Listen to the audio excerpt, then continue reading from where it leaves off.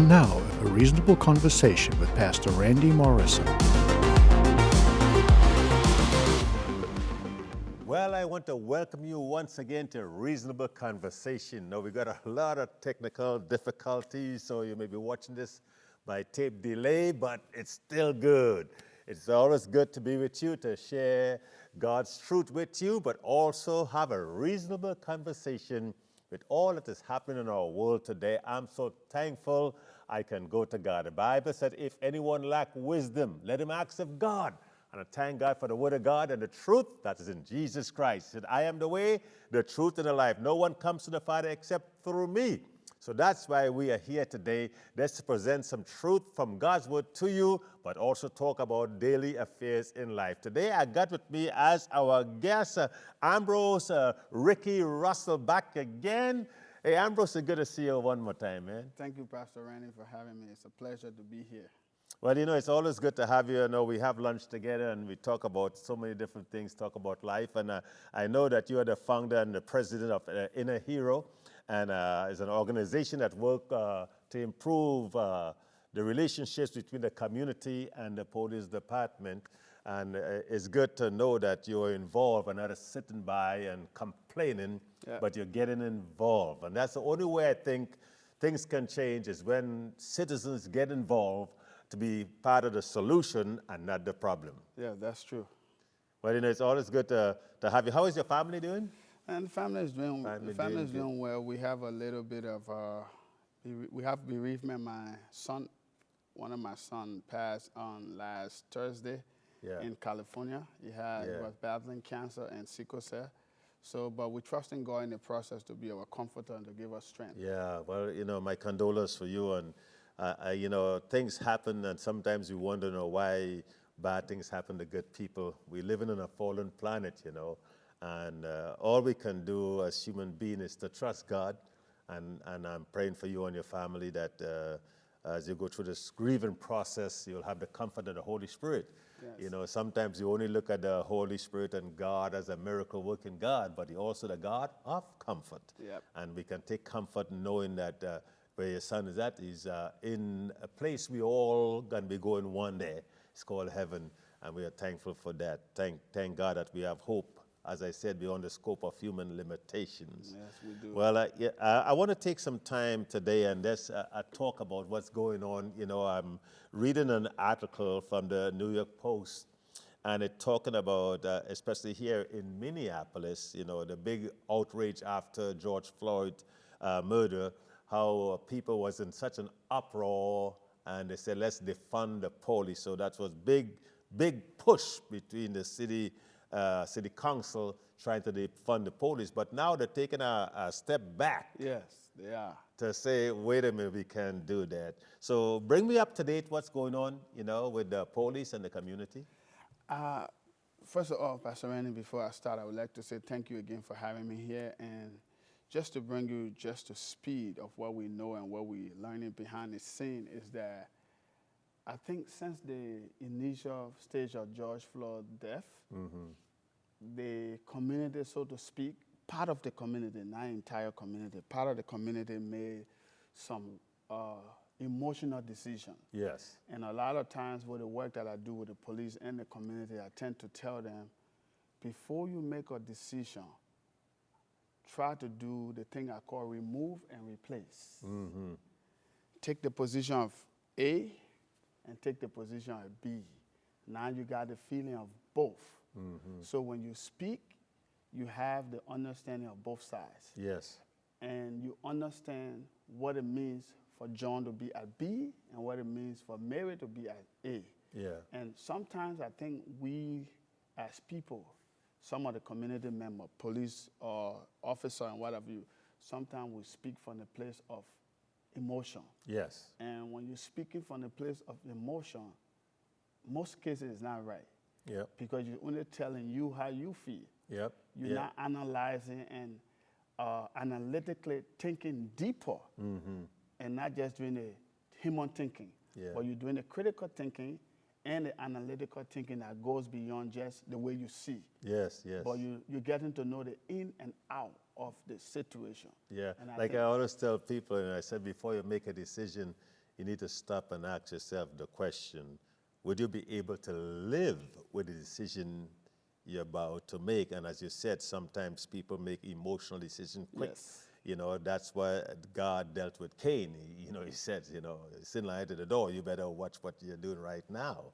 Learn to do the right thing and not out of a emotional, anger that we use so many times, because anger does not really solve anything.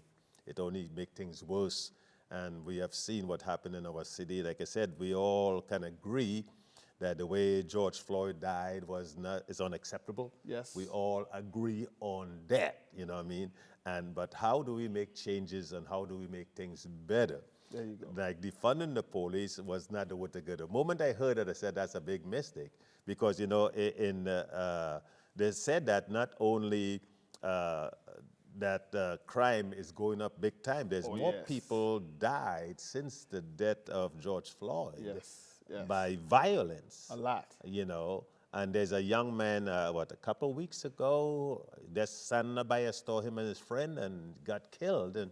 And what bothered me sometimes, Ambrose, with all of this stuff, I'm a foreigner. I'm from the outside, I'm not really American born, so I don't have a certain kind of mindset like some people have. I like to see consistency, in all. We want to call the name of, say his name, George Floyd, but this young man, high school, athlete or whatever, he is really good in school, they said, and now he's gone, and there's nobody calling his name, there's no uproar, there's nothing. All they're saying, well, we got to do better. I think the community got to, step up to the plate. So I would say to that, and that's the part of the work that Inner Hero is trying to be a bridge between the police and the community, having that form of transformational change. Yes. For the level of consistency. Yes. Sustainability.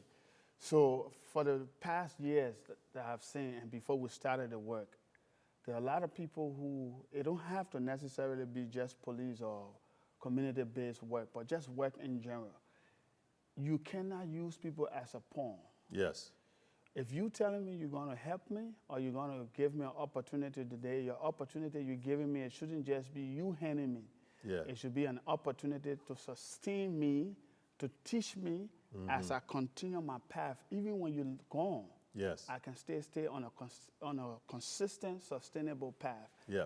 And this is what I believe that have happened in the past, and it's still happening. A lot of shallow organizations out there comes out from the intense of the situation and feed off of the intensity and get the community all hype.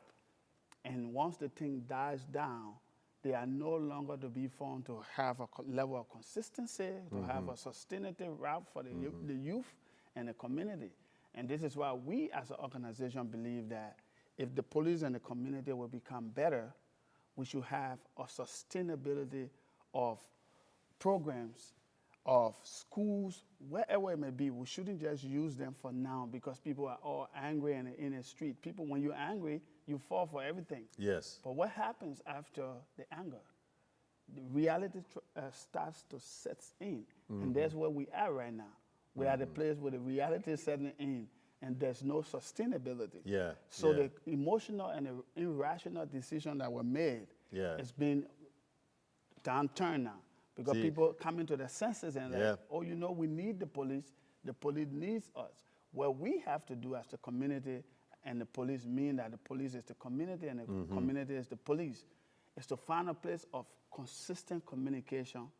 The level of understanding is a tough communication, but it need to be peaceful and it need to be respectful. Yes. And we built a surrounding or process around everything. How we're going to work together.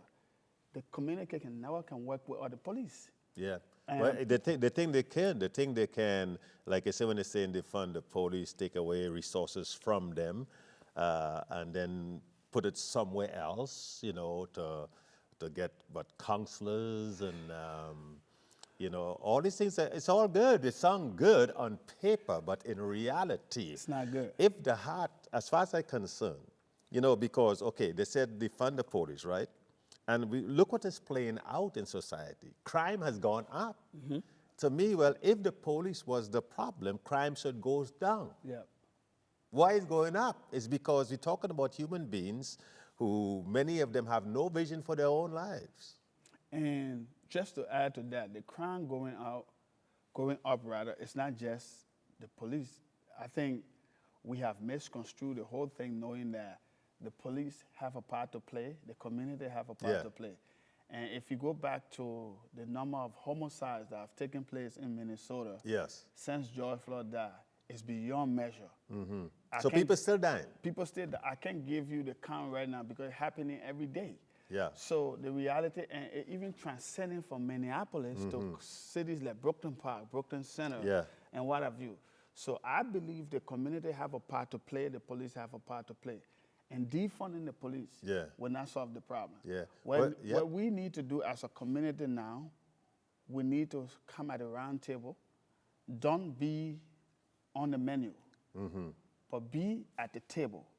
And far too long, the community have just talked from afar. People have not strategized constructive criticism and productive criticism that can put the community and the police in the rightful direction.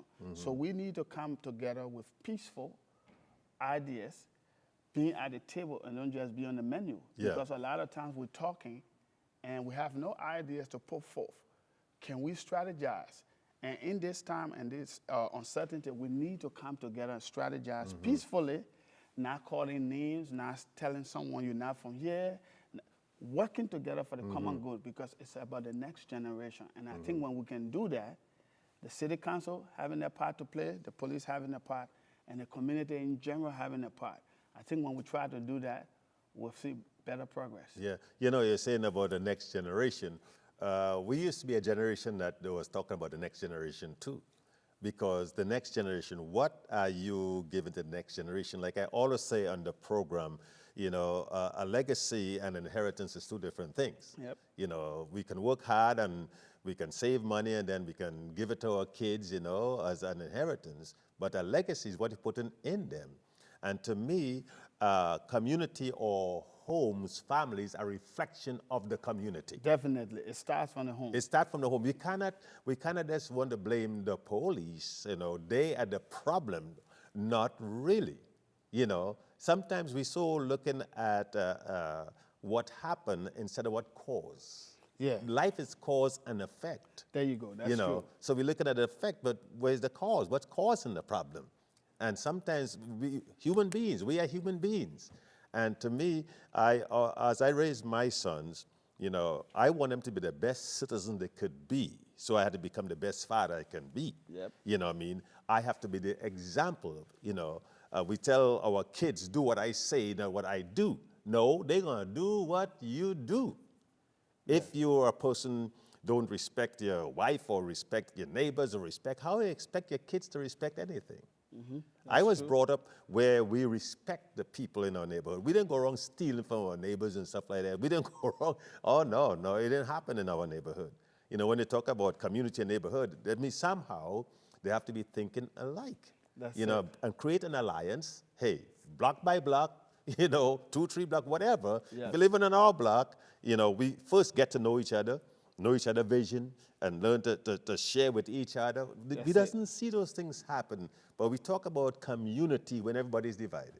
That's the problem, and I believe also with the work that the Inner Hero does and the community police coming together, that's the piece I believe that is very strong, that is important for us. The community needs to see the strength and support it. Because if I'm trying to mentor your child, and you're playing no role in it, I'm only mentoring that child for positivity to go back into negativity. So the homes are the sole responsibility of the next chapter that we want to see or we create. So if you're out there and you listen to me and Pastor Randy, I'm speaking to you directly. Our homes are the key factor to the work of the transformational change that we want to see. And the only way we're going to see that, the homes have to come alive. We got to be able to rebuke rather ourselves. Parents have to say, this was the way we were doing it before. We did not yield to positive result. Get the kids involved. Because a lot of times what I've seen, the parents want to do it, but they want to do it alone. You cannot be successful with your child and not getting there's them involved into the system or to the process. You got to sit with those kids and ask them, what is it that you can do that I can help you do? Don't just say, I want you to do. Yeah. Because with this day and age and this 21st century, the kids or the millennial now don't let people, they don't like when you tell them what to do. this. Yeah. That's a way of failure. They love Yeah. for you to say, I have you, you're not on the menu, you're at the table. What is I'll talk for my 3 minutes and you talk for your 3 minutes. Tell me what you think you want to do. I tell you what I think we want to do, and we meet in the middle. Now, it's a teamwork that makes the dream work. But I think one of the problems a lot of parents face, they want to tell too much, and they don't want to be all-inclusive. Yeah. They don't want to be part of the solution. To me, I believe you cannot just talk about the problem. You can be part of this. What are you bringing to the table, so to speak? You know, I mean, I can tell you something is wrong if I don't have the right answer. There you go. You're not qualified. There you go. You know, because anybody can see wrong. You know, cursing the darkness does not create light. Definitely. You know, you have to bring illumination, and I think as human beings, that's not even from a spiritual point, that's human beings alone. In our nature, we are selfish, we are self-centered, you know. That's why we need law. You know, you go back to the Bible and you see when the children of Israel came out of Egypt bondage, you know, they thought they were free to do what they want. No, you're free to do what's right. Yeah. Because they were free from the oppression of Egypt, but look what they were doing. Lying, stealing, killing. The 10 Commandments came out of the actions of the people, the children of Israel. Yep. That's what God did. He said, don't do this, because he saw what they were doing. He said, I got to put some restrictions on you. And sometimes people don't want laws, you know, because they want to be a law unto themselves, because then you'll be selfish and self-centered. And when you talk about that, just looking at it in the physical part of it, we talk about trust and legitimacy for the police and the community. Yeah. If the homes do not have trust and legitimacy for the parents and the kids, how you expect those kids to go out and have trust and legitimacy for authority that is not even in the home 24/7 with them? Yeah. So we have to play our part. We have, right now what we're trying to do, what we're teaching the community is that it's reality that the police, some of them are bad. You can't do nothing bad about apples that. in everything, every facet of life. It's There's reality somebody that the community members, some of them, don't follow direction. Yeah. We can't do nothing about that. But what we can do about that, we can go back to the drawing board and rethink it and teach it in a way that people will grasp the concept. Meaning that what we're applying now is that we're asking the police to give accountability.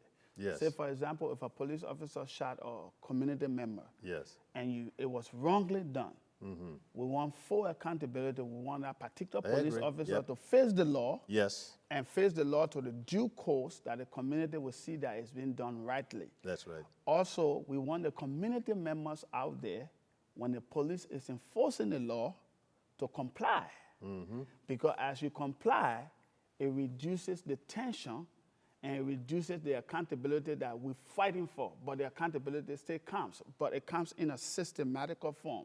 So you cannot demand accountability before compliance. Wow, that is good. So you need to comply, and as the police officer falls short of not doing what they were paid for and hired for, protect and to serve, now we can demand accountability. So what I'm asking as a person who works with the police and the community and serve as a bridge, I'm asking the community member out there, if you're hearing us under the sound of my voice, let us comply with whatever enforcement that is being done by the police officer at the moment on the side of the road, at the front of your door, or whatever. And after you comply, if the police officer should go contrary to the law, we can take the due process that will cause him to become accountable to that. Yes. But in the midst of turning two before one, you don't get the proper answer. Yeah. They So- want to put the cart before the horse. So that's it yeah. right there. Yeah, you know, it's so funny as you're sharing there about accountability, you know, and appliance. Growing up, you know, my mother, you know, like I said, I was raised by a single parent. You know, she was the judge, she was the jury, she was everything. And because I respected her, I had a fear of my mom. Now, you know, I wasn't a fear that, oh my God, you'll kill me or something like that, but a reverence. you know, Yes. and that her word was the final authority in our home. You know, sometimes she said, I want to do something. She said, no, you're not going to do that. And then I make fuss about it and get mad about it. She said, you get mad all you want. You still have to comply with my order. Yes. You know, and I think kids today does not comply even in the home. How could he comply outside if you don't comply inside? There you go. You know what I mean? If I see kids, you know, cussing the parents out, man, I could never do that. You know, Same today here. they'd Same put my here. mom in jail. She'd backhand me, man. Boom. Same You here. know, and because so she taught me to respect people. If I call in a neighbor by their first name, said, what did they say? You know, yes, Miss Jones. You see, so what happens? He train up a child in the way they should go, and when they're old, they shall not depart from it. You know, Yeah. even to this day, I call people yes, Miss, yes, and sir. You know, I'm a grown man. You know, I'm going to be 68 years old. I can say what I want. But you see, that is ingrained in me. There you go. You It's know, embedded right to there. compliance with the law is ingrained in me. Respect and authority was ingrained in me. You know what I mean? So to me, I always tell people, everybody is different. And I know people say, well, what about those who comply and then they still get shot anyhow? Well, you know, I have to take a look at that. You know what I mean? Because it's either something is really wrong with all of us. Because if I comply, if a policeman pull me over and I give him all the information, and I can tell people you have a Miranda right you can use. You have a right to remain silent. I think sometimes people talk too much. And not only saying that the police disrespect them, you disrespect the police too. You know, I don't know if I shared with you, there was one young man that he's running in his neighborhood. Yes, and your then profile. there was somebody who burglarized a home. Yes, I saw that video. Had his color. Yes. You know what I mean? And then so they stopped him because they said the person had a white top and a black, and he had a Yes. white top. Okay, well, that's profiling. Well, whatever. You know what I mean? And the police was trying to do their job. The police says, we're not here to arrest you. We'd have to go through the process. It was a process they're going through to find who is the one who did it.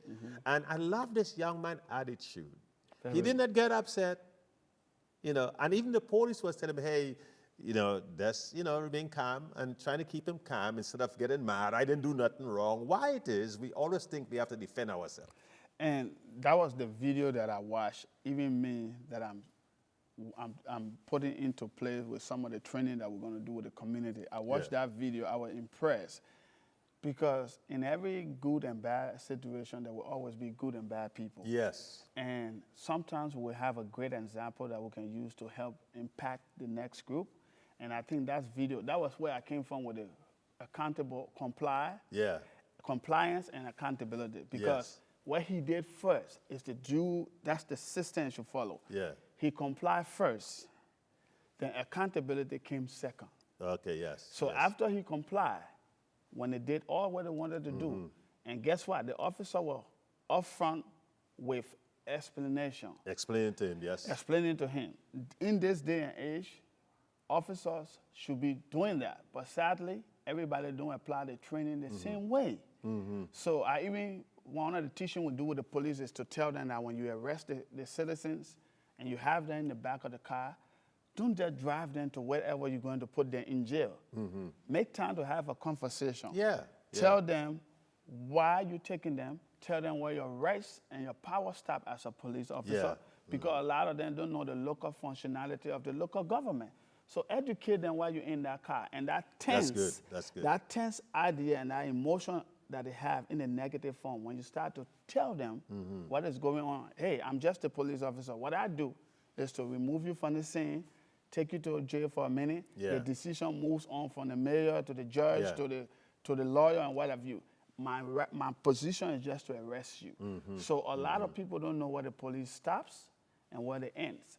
And the police have not done a good job by telling the citizen where their rights or their power starts and ends. Yeah. So if you have that conversation with that person in the car that you just have in a squad car, that can be a whole mentoring person. That can be a 180-degree change of mindset because you took your time in that uniform to protect and serve. Yeah. By talking to that member and say, you know what? Hey, I know what happened. I don't know the full story, But if you care to tell me, fine. If you don't, you can keep quiet. But this is it.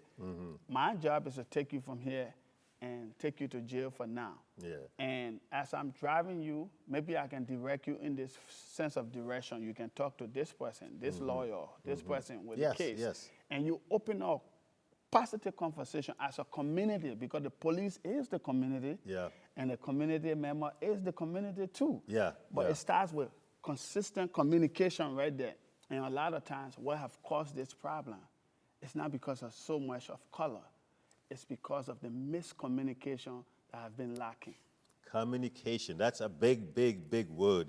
You know, I agree with you. You know, like I said, I get pulled over by police before too, you know, but my mentality is never that I'm number one, I'm going to get shot by them, or number two, I'm going to have an attitude. I always say, okay, I do not know if that guy had a bad night before. I don't know what's going to happen. So I'm just going to comply, you know. Once I get stopped, I have my license out, my registration out. I have everything that they need, and I respond to the question they ask me. You know, do you know why I pull you over? No, Mr. Officer. I pull you over because you're going too fast. Oh, my bad.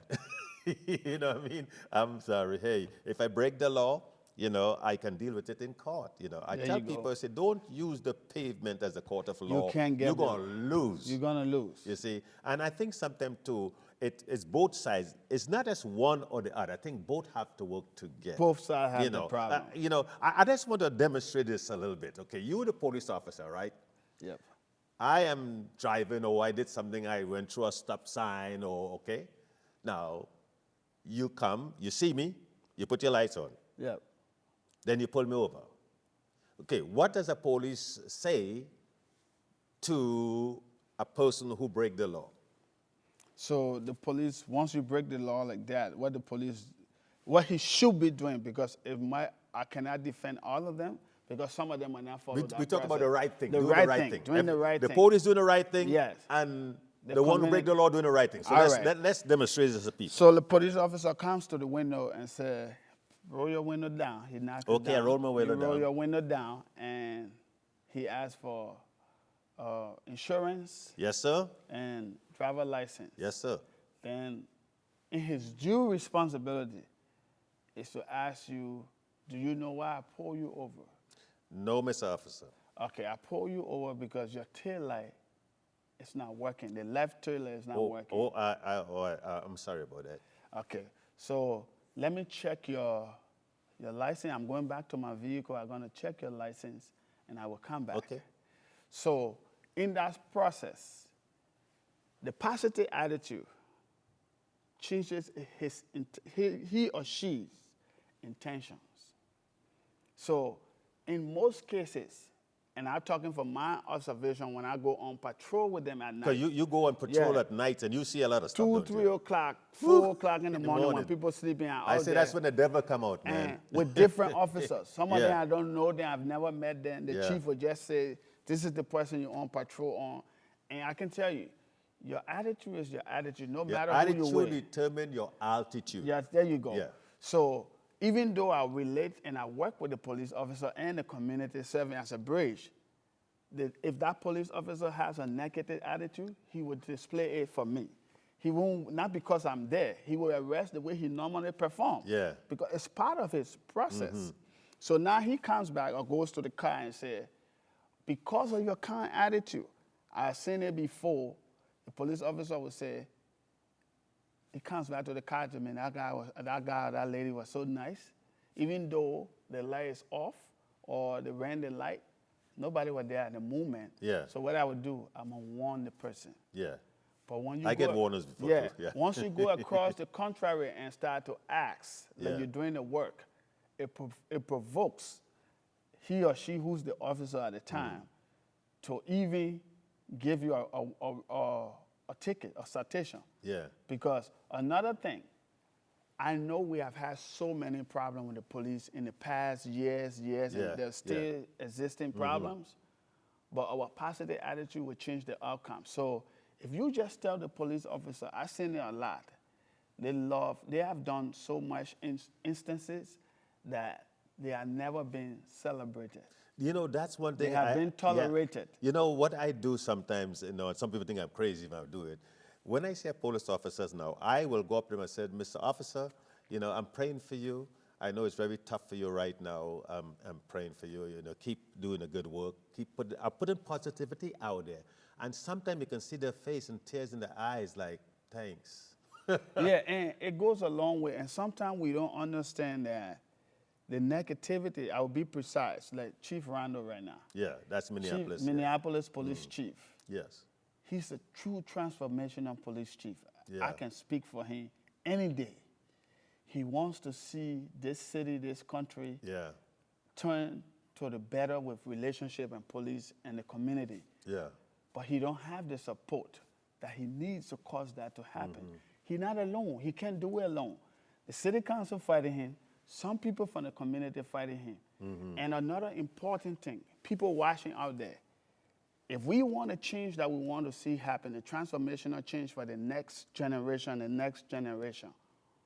we have to be the change of ourselves.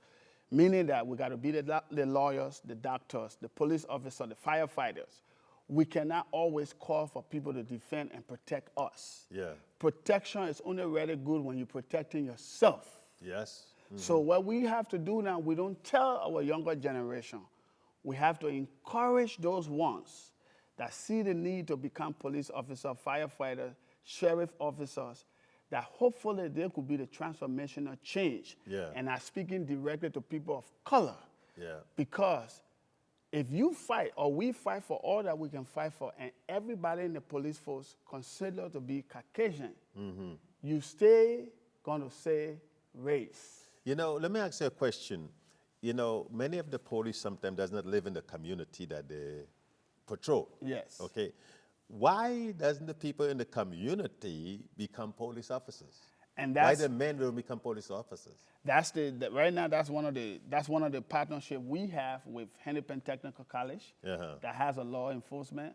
So we're gonna we start mentoring young people who are interested into criminal justice, and we're gonna mentor them along with professionals, so pastors, lawyers, police officers, because you can only become what you want to become when you see what you want to become. That's good. So if you want to become a police officer and I pair you with a pastor, he can help you, but he can't help you in what you want to become. So we want to have a collective effort of expertise of professional people from every different demographics that will come in and become a mentor, because if a young 18-year-old kid can see Chief Randall coming to mentor him twice a month, there's a high possibility, even if he thought of being a carpenter, because the discussing what Chief Randall have done and his legacy is there to show, there's a high possibility he drift into the positive direction of becoming our officers. So we want to have diversified group of people with different backgrounds and coming in to become mentors that hopefully we can be able to help to transform these younger generations so they cannot just become the protectee, but they can become the protector. Because the police officer we see today, the firefighters, they will have to retire. Yes. And they have to be replaced. And the crime rates that we face with today, the way we can solve it, we need some of the people from within the very same community that causing the crime. But that's what I'm saying, and I really feel it's so important. You know, you have to become the change you want to see. You cannot be asking for change, but you don't want change. There you go. You know, you cannot be saying, let's defund the police, but you still want to commit crime. There you go. You know what I mean? If you say, if you're going to defund the police, then you take the responsibility and could be the criminal then. Definitely. You know, start doing the right thing. You know, life is very simple. We make it complicated. You know, I believe if you want to see right, you be the right. Yes, that's true. Be what you want to see. In a community, if they want peace, they want everybody to get along, well, you can't be going on tearing things up. You know, I was brought up in a community where, you know, we were on the other side, you know, I mean, it was not rich, we were poor. But you can tell. You can tell with our yard, you know, because my mom, she told me, take care of what you got. respect other people's stuff, and they will respect your stuff. Yep, that's But true. we have generation today, and we see all of the carjacking that is going on There right you now in go. the city. Young kids. Young kids, 12, 13, 14 years old, outside 10 o'clock at night. Are you kidding me?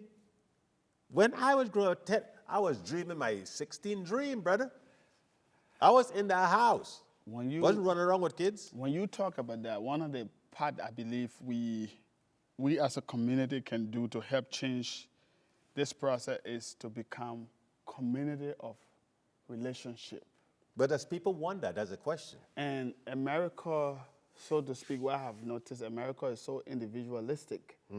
And until we get to the place to be a community of relationship, meaning that I'm your next door neighbor, you know my name, we can talk.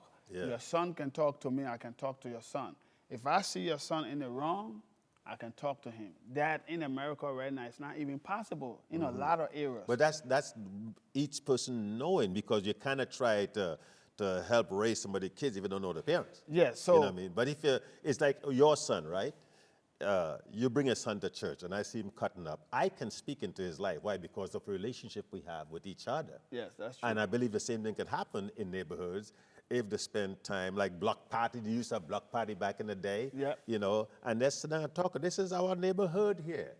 You know, and we got to have a vision together for our children. See, I don't live for myself anymore. I live for the next generation. That's why it should You be. know, and I think the older Bible said to be teaching the younger. Yes. We don't have that today. I believe we are not out of time, but I believe we have to understand our shortcoming, because change will only come when you can admit that you have committed wrong first. When you admit that you But committed Lord, wrong, I have sinned, right? Yes. We all got to confess. Once yeah. you admit you commit wrong, once you commit to the level of consistency of doing right, and once you're ready to change yourself, because all of those things will only happen for you to impact other people when you're part of you. If it's not part of you, can only give me what you have. Yeah. If you don't have it, you can't give it to me. And again, the responsibility goes back to the homes. The homes have to take the first and foremost responsibility. Yeah. Not just the kids. The parents have to be responsible. You know, we Because always come right back again to the there parents, you go. don't we? You cannot do or tell me what to do while you're not doing it. That's, you know, don't just do what I say, do what I do. Yes. Yeah. So we the parents have to take responsibility to know that I have to be a level of consistency with my kid, and when I'm speaking it into him or she, he or she rather, they hears that because I'm an example of what I'm teaching. And a lot of times we have children raising children. Yep, or the grandparents are so old and There you fighting, go. having physical problems trying to raise the kids, and the mom and dad out there running around. So yeah. it's a work in progress, Pastor Randy, and I But can tell you, that's a work in progress for since the beginning of time, I think. You know, as people, they want things, but they don't want to work for it. there you go. You know what I mean? You see, so if I want something, I got to work for it. Like I always tell people, money is simply a reward for solving problems, you Yep. know? And until we can solve the problem in our own community, we can try to solve it across America. It starts by community. You see, if you change a neighborhood, you can change a city. Yep. And once the city is changed, then the state can change. And when the state is changed, then The nation. can change. Then we can be example. There You know, you go. especially America, you know, we think we're best in the world, but we're not good with families. There you go. And that's Yeah. one of the major problems is the family of strength. The family strength is broken in America. And personally, I do what I do based on my faith. And I personally believe that a lot of people depending on their physical education to run a lot of things. Yeah. Which of course I do have some physical education. Yes. But my strength is not renewed from my physical education. My strength is renewed from my relationship with God, and my physical education sustains what God's put in me. So I think people need, whoever you believe in, some people say they believe in the universe or whatever, people need Yeah. to follow suit and just don't look at that. You can do it on your own. Yeah. God is the supreme. And until we learn to prioritize, and we got to teach our kids all of these. Yeah. I know people asked me, I was in a meeting yesterday, somebody asked me if Inner Hero is a religious-based organization. I told them it's all based. All based. So what happens if you're a Buddhist and you Yeah. fall down right now? Yeah. But I'm a Catholic, so I can't help you? Yeah. Well, it has nothing to do with that. You know, Yes. it's humanity. Humanity the is all the based. people that Jesus helped wasn't Christians. That's humanity. That's what makes Yeah. it all based. Yeah. And I think, Pastor, until we get to the place to get to know that, until we build our homes, Yeah.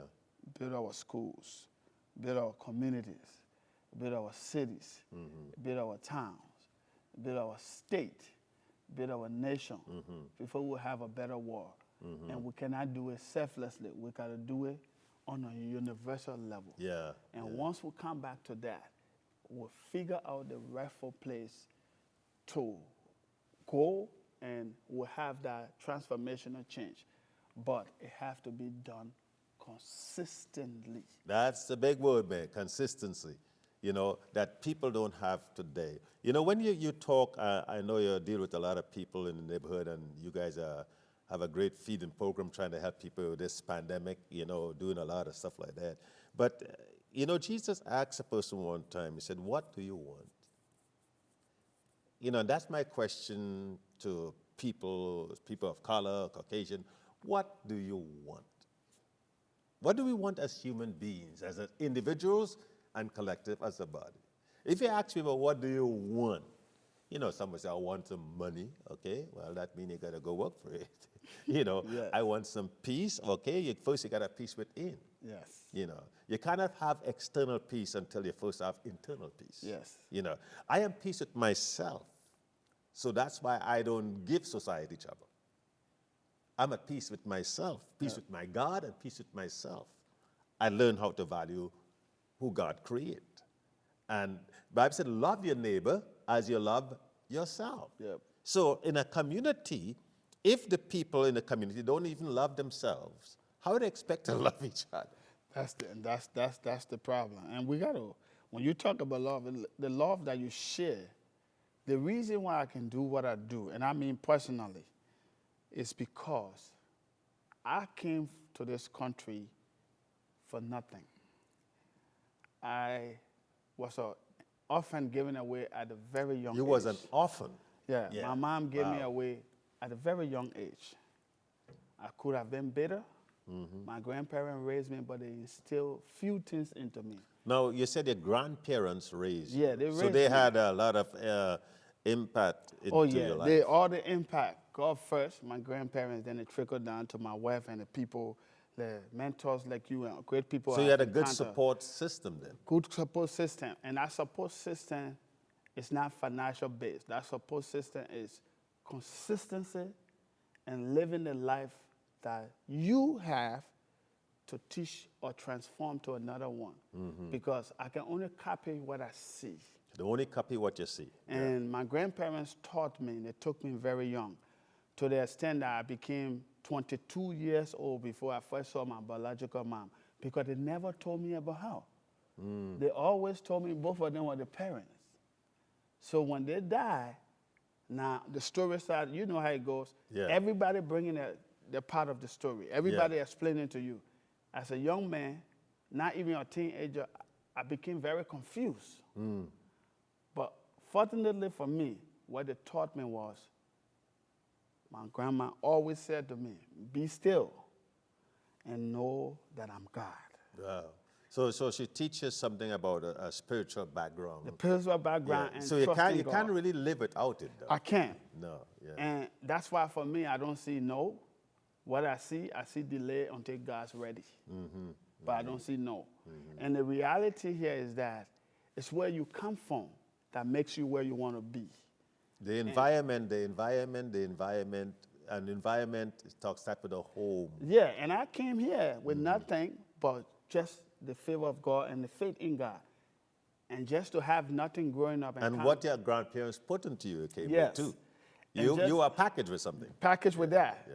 And just to come and give yourself to people, because a lot of times in life when you, I don't like to say deny, I would say when you didn't have it enough. because I always believe I was never poor. I was never poor. I believe that I just needed options. An opportunity. Yes, and when I came, I think my option, the way it came to me, a lot of people would not take it because my option came to me with 5 children and 1 wife. Yeah, I still, sometimes I still thank God for you. I said, man, you made that decision to marry a woman who have 5 kids.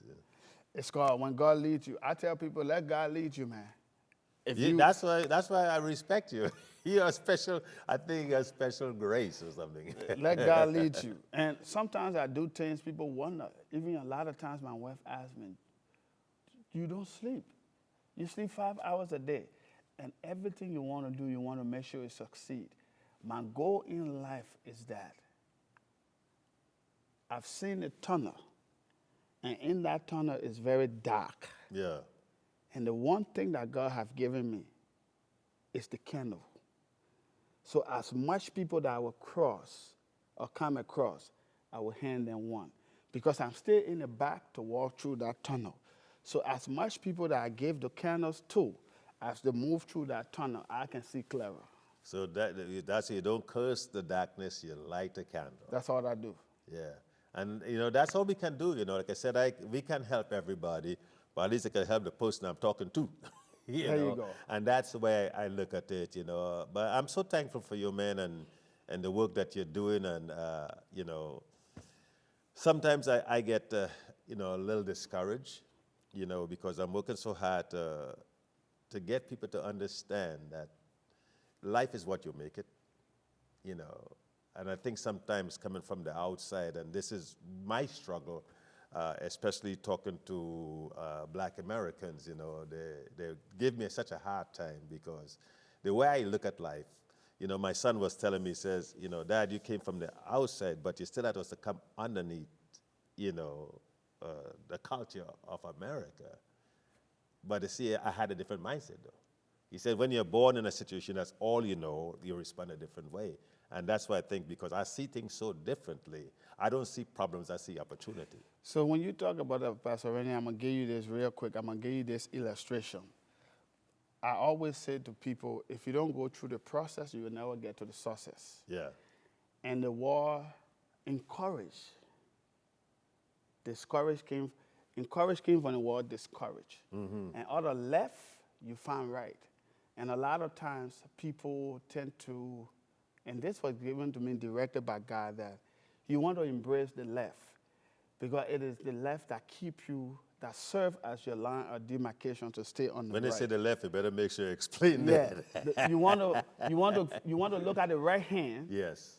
As the left hand rather as a line of demarcation, meaning that maybe it serves as a negative part of you. We read from left to right. Yeah. So if you hit your left hand, which is serving as a negative part of you, it brings you back to your right. Mm-hmm. So it's out of discouraged that you get encouraged. And out of discouragement. Yeah, out of discouragement you find encouragement. And sometimes I tell people, if you've never been through trouble in life, for me, everything that I've ever dreamed or everything I've ever done, it is out of the unfamiliarity situation that I get my familiarity. Yeah. That I get familiar with something. And sometimes, some people always used to just good. I say, if you just used to good, some days get up and ask God, show me some other path, which means the negative path, because it is in your trouble that you find your success. Mm. You don't let the trouble make it become bitter. Yes. It's just like, I didn't have a father in the house growing up. I was raised by, a single mother. She had a guy, back home, they kind of do their thing, but he was not my father. She just wanted a man in my life, but he was not really a man. He didn't show me anything.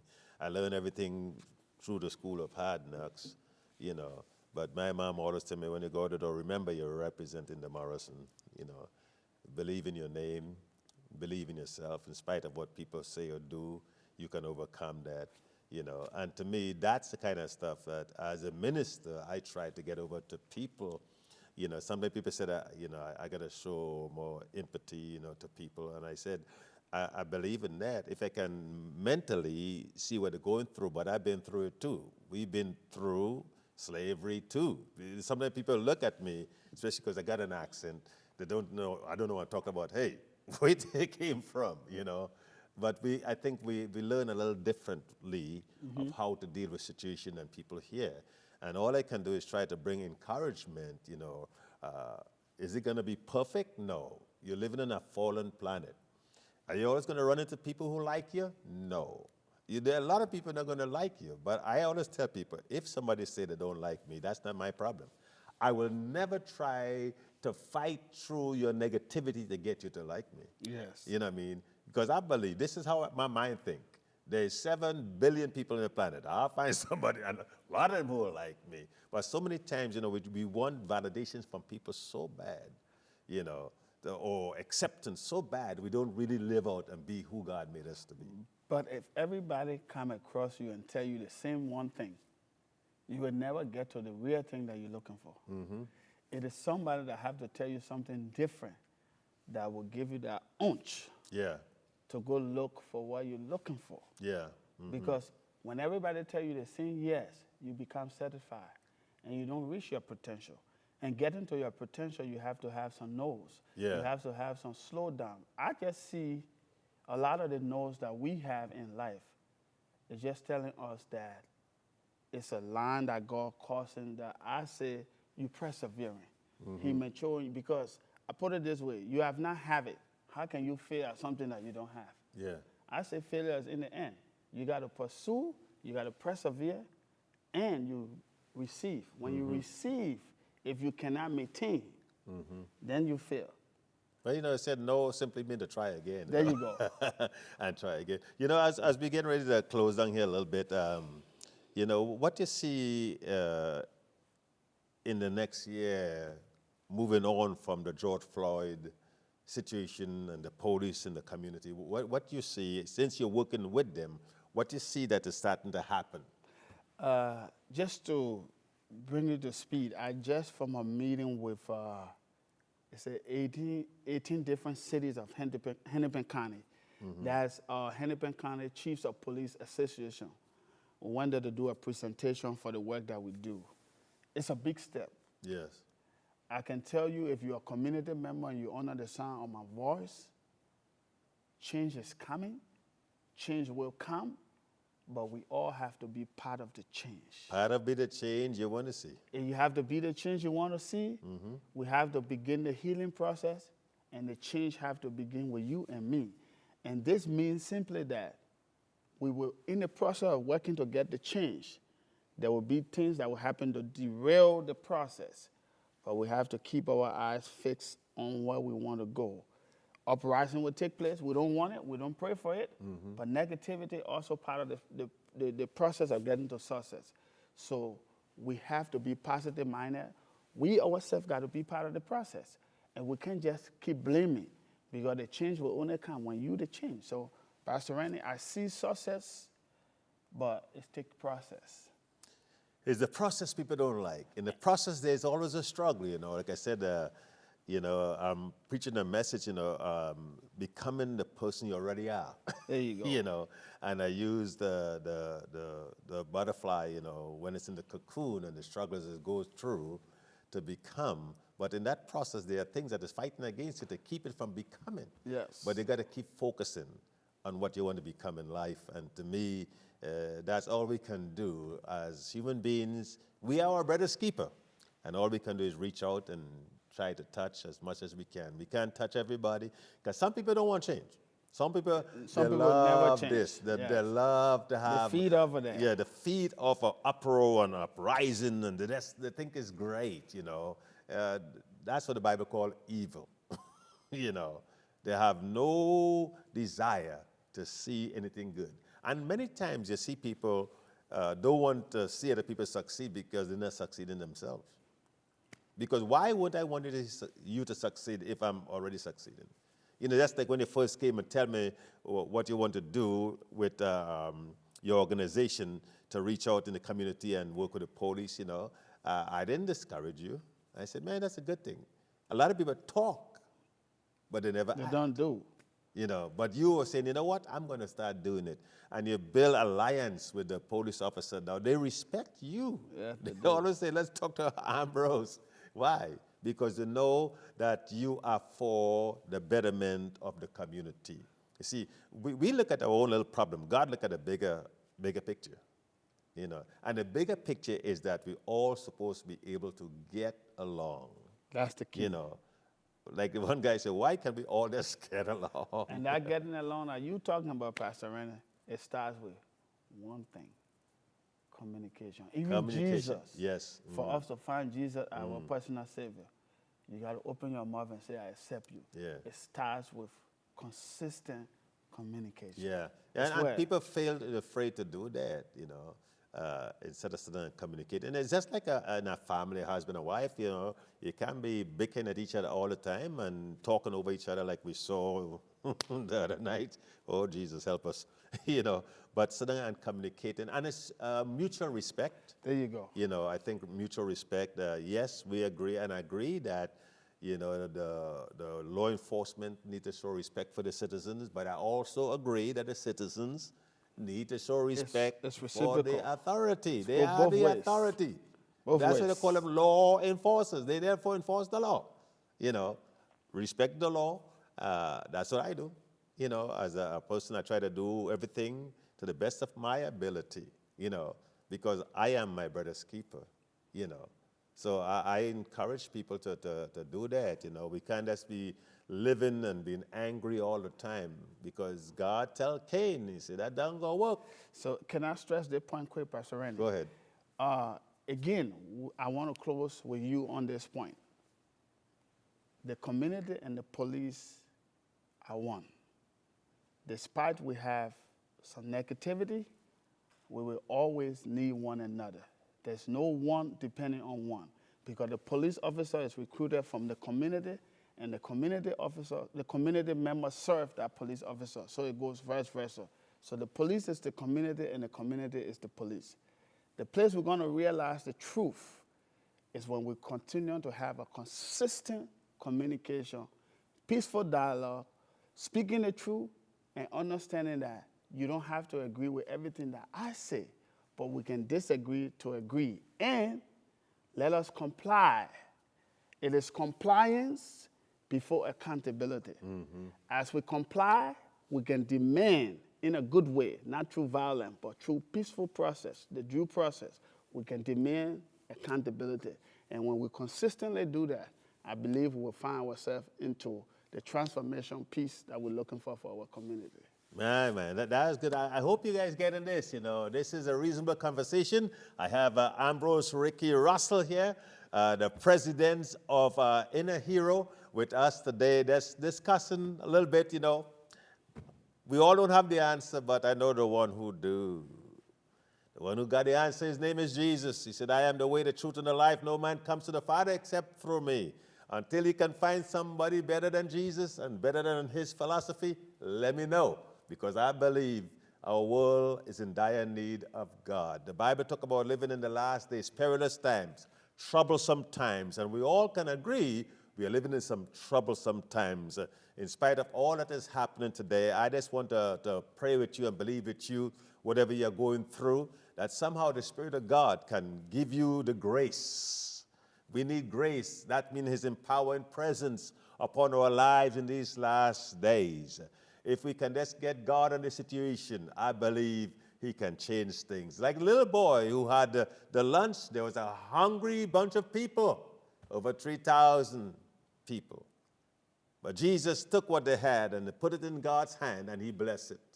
We need to take our lives, we need to take the little that we have, put it in God's hands, let him bless it, then we can take it to the multitude.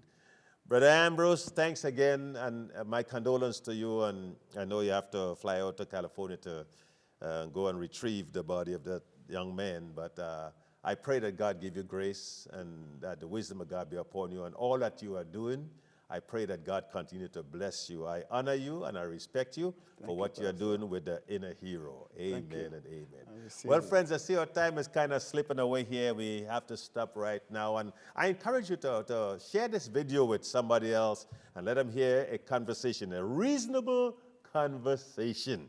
Father, I pray in the name of Jesus that your blessings be upon all the people who are viewing today. God, I pray somehow get into their mess, God, and make a message out of it. I pray this now in the name of Jesus. Amen and amen. Well, friends, don't forget, I love you, God love you, and there is nothing you can do about it. Have a great day.